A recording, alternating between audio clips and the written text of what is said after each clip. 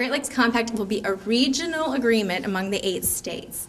We crafted it along with Canada, and they're doing the same thing. They have 2 provinces that are passing it through their legislatures, and then it'll go on to become a federal law in Canada. We're going to mirror it exactly in Wisconsin. So it's not actually an agreement, or in the US. So it's not an agreement between Canada and the US, but there's a good faith agreement that we'll mirror each other so that there's complete coverage of protection. But as I implied, each of the 8 states in the US need to pass it first through their legislature. Then it goes on to Congress. So what it does is 2 years ago, it took more than 5 years to craft, but it was signed 2 years ago, December 13th, 2005. 8 governors, 2 premiers of Canada signed this document. It doesn't have any sort of legal meaning that they signed it. It was basically saying, okay, I promise to take it now back to my state and move it through my legislature.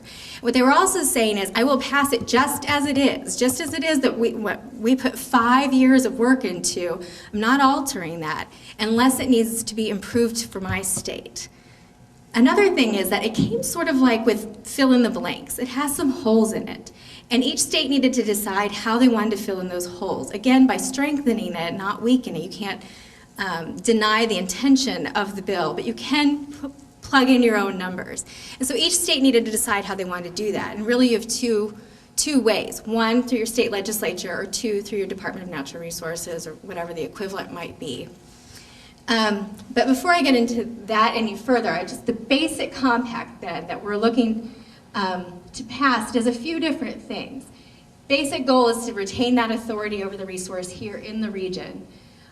It has a really neat provision that would require that states begin to better monitor how water goes in and out of the basin in each of the states, because up till now only Minnesota has been monitoring the flow of water in their states, which is really interesting. And then the big point is that it addresses diversions, the in-basin uses, conservation, which was a kind of a throw-in at the end. We kept saying we want conservation standards. It's got in there. They're not real detailed. They are there. But I want to focus on diversions for a second, because that's what you hear so much about. So I hope you can see this, but this is a map of the basin line. So how it cuts, this is the ecological basin line, and a little bit up here around Lake Superior.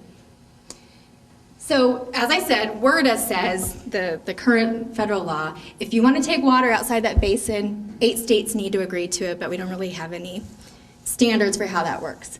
So the compact says, actually when everybody came together they said, we want to do the same thing. No water past the basin line, that's the agreement. And Wisconsin said, we can't have that because the basin line cuts so close, right here where we are right now. We're just a few miles outside the basin line, and yet we're so close to the lake. And I mean, look at Kenosha, it really cuts close. And so Wisconsin really kind of got worked up and said, we need provisions. Our population is so close to the lake, we need something. So the 7 states worked with us on that, and what they created were 2 provisions. 1, if you're a community where the basin line goes right through you, so think New Berlin, you may ask for a diversion and seek that from your own state. So Wisconsin decides if New Berlin wants water, whether they get it. And it lays out a set of standards that they would need to meet in order to qualify. Now, if you're a city that lies in a county that straddles, so now let's think Waukesha. The city of Waukesha is outside the basin, no doubt, but the county of Waukesha straddles it. So in those sort of circumstances, it says you need to go to the whole region. The 8 Great Lakes states need to give you permission, much like the current law.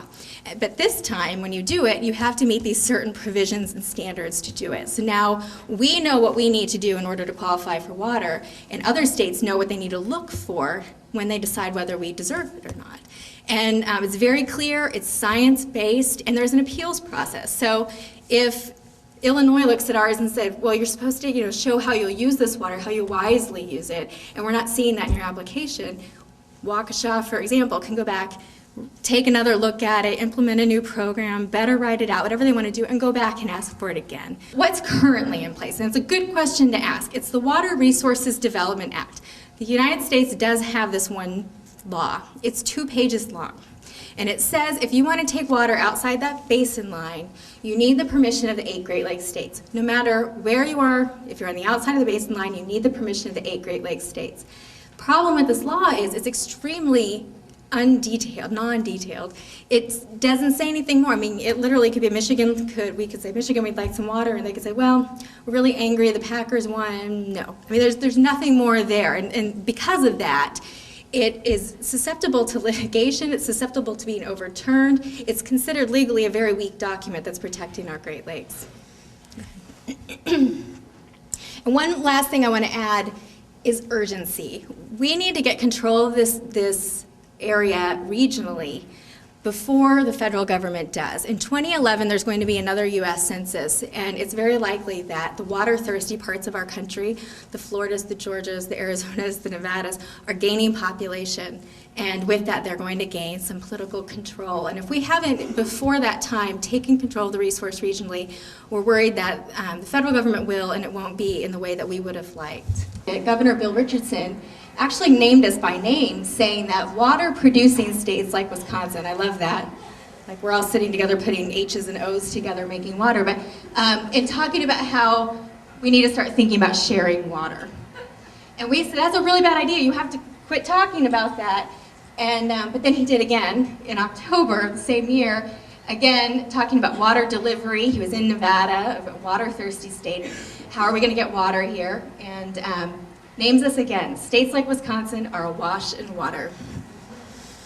If we do not pass it in Wisconsin this session, we have this federal protection, but like I said earlier, it's weak and it's scary, and what could happen between now and the time we do pass the compact in Wisconsin is that there could be challenges to WRDA. There could be litigation. It could be overturned. And if that were to happen, we would open the floodgates to the whole Southwest and the rest of the world. There'd be nothing there protecting the Great Lakes.